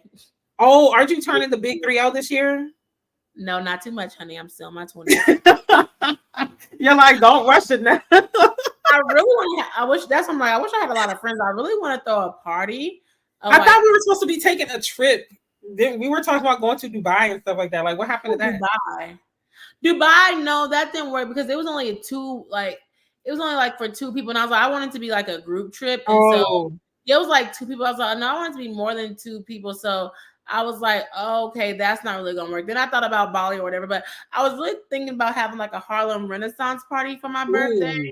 Honestly, yeah, but it's like, where would I have it at? Or like, if it's just like a themed dinner, you know, or whatever. But I'm trying, like, August is really big. Like, it's a big month because I'm supposed to be riding. There might be venues that have good decor for that. Like my brother's. I can't remember what year it was, but what birthday it was, but it was 2017. His girlfriend threw a Roaring 20s style party, but there was this venue called St. Eve's in DC that has that kind of Renaissance-y kind of decor. So it worked out. It was really fun. Yeah, so I wanted to do something like that, But I'm always like, I want to go on a trip for my birthday, but like August is like back to back with an event happening, something else happening that weekend, and then my birthday. So I'm really trying to figure out. Then I'm like, well, who would I invite? Not who would I invite to the party really, but it's like, are people going to really come? You know what I'm saying? If I know in advance, like if you plan a trip and I know long enough in advance to partake in a payment plan, I will go. Because my thing is, I just need a payment plan. No, not a trip. I'm talking about the party. Oh yeah, the party. I will come if it's in Kentucky. That's not far. Yeah. So I just gotta see, like, are people gonna come? Because as you say, you gotta do a deposit and stuff like that. And I haven't really decided on where I'm gonna go for my birthday. I was gonna do like a Puerto Rico or something like that. Just quick there, like, well, why don't you go here, baby? I'm about to be in Tulum and say I'm in Bali. Tulum is so nice though. Yeah, they have the same thing that Bali be having. So, I'm gonna try to plan that in May because my other friend, she's in Atlanta, she's asking me too. But yeah, I really want to do like a birthday party because I never really had a birthday party. So yeah, maybe like a dinner, like a themed dinner, might be really really cute. That'll be a lot of fun as well. And people have it at different places. Oh, you know what? You could do that in conjunction with your podcast. Ma'am, not too much. I'm just saying, like, it could be, you don't have to like host like the podcast hosting it, but you could just say like podcast as a sponsor, because it's your birthday, everybody's there for you, you're the center of attention. That's a perfect chance for you to like plug it, Oh, like what? Like, oh, the podcast is sponsoring this. Yeah, like make it a big thing. Yeah, that's what my friend I think was saying something like that. But then she was like, "Oh, you could do this in another country." So it's just I gotta look at my finances to see if I'm gonna go on a trip or not. Yeah, but I really think that a Roaring 20s event, like Roaring 20, like dinner party or something like that, would be really really cute. Yeah, that would be a lot of fun because I had a good time. I still got my outfit from that party. Yeah, and I gotta make sure people got the outfits together, and I gotta find me a dang outfit. That's the issue. That part. So I'm like, I have to find me an outfit, and so that's kind of where I'm at with it. So yeah. So that's what I'll be deciding on. Or it's like, do I do that for my? I was like, or do I do that for my 30th? You know what I'm saying? Like, do I do that for my 30th birthday? I feel like the 30th should be a trip for sure. Like, if you want to have a party on a trip, that's cool. Like, if you got maybe like a nice Airbnb or something, but I feel like that's a trip year. Yeah. Someone was like, is this a big year? I was like, every year is big, but period. Okay, I'm here. I'm still alive and well. So I was like, I never had a birthday party, so I thought a birthday party would be kind of cool to do. So I'm gonna think about it a little bit more and seeing how much it would cost or where I could have it at. But I'll look, you talk about peer spaces like that. And I'll see if there's any places, because I actually know a place to have a party at. Maybe how many people is going to be at this party? Because I don't know that many people. Well, that's another reason too why I was saying you could do it as part of the podcast. You could charge like an entry, cheap, $5 or whatever. There goes your birthday gifts, and it's like a plug for the podcast too. Oh, like making it combine. Yeah. The Harlem Renaissance. Sponsored by Black Girl Den for a birthday party. Right. Okay. I'll have to talk to you offline about that to see how I could kind of do that, to see how I could finagle that. Yeah, just an idea. What'd you say? Oh, yeah, just not. Yeah, I have to think about that. I didn't even think about that. But yeah, because everybody needs to listen to the podcast. And, yeah, that's really it. So I guess that's our wrap up. I can't see his comments on Instagram. I tried. I don't know what's going on. Instagram, my best friend had commented. People are in and out. But yeah, that's about it. Facebook. I was working while we were talking, though. I got some stuff done. I know. I see you looking down at your phone. I said, ma'am. But I was listening to you, though. Facebook, I don't have any comments. Huh? I don't have any comments on Facebook. Oh, yeah. What was you working on? Oh, I was updating this flyer that I'm going to send out to some people that express interest in the summit. Just like a, hey, letting you know time's running out type of thing. And then I was creating the flyer for the Women of the Bible Stories because Jesse's going to be in town May 10th to 12th. And I told her we should tape in person instead of just, like, it'll still be virtual, it'll still be live stream. But instead of her being on screen and me on screen, we'll be sitting next to each other and doing the live stream together. So yeah, send me that flyer so I could post it as well. Oh, that's what I was saying. She was like in-person interviews, and I was like, yes, I love in-person interviews. I like so much the vibe and stuff like that sometimes, but I was like crazy. I was like, I might just go back to virtual interviews because I want to bring all my series. You know how I did Behind the Brand? I want to do it in Louisville, so that's kind of something that I'm working on Q2. Trying to find another intern to help me with that. That's on my goals list, to find an intern to help me bring that back. But then I was like, if I go different places, like I was like, I might have to do it virtually. But it's like, I don't know. That's what I'm saying. I'm not trying to brag, but I'm like, I feel like I have some things in my catalog. Like I've done podcast interviews, I've done in-person interviews, I've created series. Like I feel like I have all that experience already on. So I'm like, baby, I need to be on somebody's TV. I know that's right. That's the next stop, getting on the big screen. Okay, and I'm trying to do it out here, but baby, they might be slipping on me. They pimping. Okay. So it's like, okay, I'm trying to like figure out what can be the next, and also like just starting businesses and different things like that. So it's a lot that I'm really thinking about doing, or I am thinking about starting something, but I'm not going to put it out here yet until it's done. But I have ideas up my sleeve that I'm working on that I will be announcing probably later in Q3 or Q4. Okay, get it. But I'm always working. My mind is always on 100 times 100. Barely any sleep. I'm just kidding. I'm getting my sleep. No, that's a fact for me. Barely any sleep. That's not a joke. Like, sister over here, like now, I'm getting my sleep schedule is getting back together.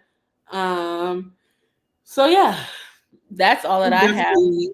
Yeah, I'm just trying to get everything streamlined. Like, I know going to Guyana will be a good reset for me, but right now it's just what I have to do. Life is requiring a lot right now. So I'm like, what do you do in Guyana? What do you work over there? Is that why you're trying to get a remote job? Well, my sister is gonna get a remote job because she's moving. But for me, when I'm over there, I don't work. I just mostly, I'm handling business now because of them relocating. But mostly, if I'm not, like, if they weren't relocating, I'm just having a good time. I'm out and about. I'm seeing things. Like, it's strictly vacation. But because it's like we got to handle business, I'll still have fun. I'll still meet up with people I know. But it's like the focus is really to get certain things done because this is the last trip before they move. So business first, fun after. Yeah, I do know. I wish I could do something like that. That'd be so cool. Oh yeah. Country. That's why I'm like, I need a remote something so I could work remotely and just go country hopping. That would be a good. It's nice to just get away because the pace of life is slower. I come back, I'm healthier, I'm in a better mood. I've had a chance to rest. Like, it's just better, reset, like they said, like a mental reset. Yeah. Like, baby, do I want to be a teacher, baby? Because they get summers off every summer. They do, but I think you got to be budgeting well. Because Michelle was a teacher. I don't know if she still is, but that budget got to be on point. Well, yeah, but I know that you can. I know that you can either get shorter money or you cannot get no money. But my money shouldn't matter because my husband will be paying the bill. Period. Come on, let's speak that into existence. Come on, that's what I really need. And by Q3, I need a man with some coin. I need to be taken care of. She's tired. It was on Facebook, and it was like, yeah, in this economy, you need 2 incomes. Make sure your man has both of them. I was crying. That's hilarious. I'm just like, at this point, I need a sponsor or I need to win the lottery because life is so expensive. So it's expensive to even say it's expensive, baby. That's 10 cents. Like, what? I'm tired just from saying it. Like, life is expensive. Whew, they want more money on my account. I'm about to be like the daddy on Everybody Hates Chris. That's 10 cents of air. 20 cents of every resource. Like, it's really crazy. Ooh, man. Yeah. Well, anyways. Yeah, this was great though. It was. It was a good time. Everybody enjoyed it as we chatted and talked about it. Y'all like these quarterly things or whatever, chat about what we do or whatever. We told y'all our goals. So we're gonna be back to see what we did. What we accomplished. Okay. And we wish you a next 3 months, a whole year, but next 3 months to focus on your goals and anything else that you were focusing on. We hope y'all enjoy this. If you ever need some motivation, just come back to our Instagram, Facebook. Yeah. You can find me on Instagram at official Rondelle Martin, or if you're a Christian single woman, at Single Saved in the City. Check out our website, singlesavedinthecity.com, and then Facebook. Just give me till tomorrow to like update the description box for this replay, because I'm gonna add all the links to like my stuff, Alicia's stuff, but I need time to like get in there. So Alicia's lifestyle on Instagram. Yes. You can follow me on Facebook at Lieshia Boo. I'm sorry, I cannot get it. And that's really where I be at, Instagram and Facebook. Child, I'm on Twitter as Queen Leash, but baby, I barely be on there. Oh, TikTok. Mm-hmm. But I barely post on TikTok either. I'm kind of over the social media, honestly. I just repost my Instagrams to TikTok. Yeah, so I'm a Facebook girly, so that's where you can find me at. So thanks for joining us. Thanks for listening. Shout out to everybody on Instagram. I'm sorry that I got back to it late, but I appreciate everybody for joining us on this live episode. I sound like I'm like Jessie Wu and Black Women's Black Women's Black History Month. I know Black Women's Black History. Yeah, Black Women's Month during Black Women's. Oh, she was like doing Black Women's Ramadan Month. Well, now it's Black Women's Eclipse Month. Black Women's Black Eclipse Month. Okay, so it's always on. She was like during Black Women's Love Month. But yeah, if y'all don't watch Jessie Wu, that's who we're referring to. You know, go check her out too. She in Atlanta too, but she in Atlanta with 2 Teslas in her garage, baby. Okay, but she's been in this game for a minute. She's been doing this social media game for some years now. Uploading every single day. I was like, okay. I was like, what do you, girl? No, that can't be me because I ain't got time to do this. She be 5 o'clock in the morning, 12 o'clock at night. I mean, okay. She's working day and night. Yeah, and I'm like, I can't. That's why I really can't do pop culture because, like, I can't keep up with pop culture and celebrity. It is too. Nope. I need to be able to tap in and tap out. Like I just. I remember you were trying to do that though. You was like, "We're gonna talk about pop culture. We're gonna do this." I remember you said, "Girl." I quickly woke up from that reality. It's like you are not built for this. Okay, you got too much other stuff going on. Like have several seats. Not built for this, baby. I can't unless it's something that goes viral, like that Rita Tisa thing or the whole Cheesecake Factory debate. That's different. But to keep up with every little thing, no. Yeah. I'm more of a what's viral? And then I'm also like, honestly, like I don't even know on the radio that it's just the same stuff all the time, talking about something. And this is all dating relations. Like I am tired of hearing that. We're tired. Go out on a date instead of quit dang talking about what you're looking for, what you don't like, what you got, whatever.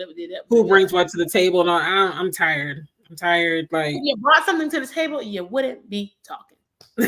No. For real though, for real. And if you know the value of a woman, I would say you should check out Nice and Neat podcast. They're like some cool men who like women who want to be in relationships with women. They're in relationships with women. That's who y'all gotta start listening to. I just gave y'all like, we can't listen to these men that call their women females and the female should do this, the female should do that. Do you even like women's black? No, for real. Like that's the actual question now. Okay, we need to know if you like black women's. And if you do like black women's, you need to go check out that Nice and Neat podcast. Okay. Now I'm not saying everything I agree with or whatever, I don't know, but just go check it out. They're really wholesome men to me. They're married. Some have kids and like they like the idea of providing and protecting. That's who we need to listen to nowadays. And it's so sad because they should have 1 million views, but instead we hear LaRon from down the females is toxic. Right? They got 1 million views. Child. I can't. I'm done. I'm tired. Like from feminine and masculine conversations. Release the shackles off the feet for the people. Yes. But ain't nobody got the time. That's just my 2 cents. Girl, I'm trying to tell you. Adios. Have a great night. All right. Bye, y'all. Bye.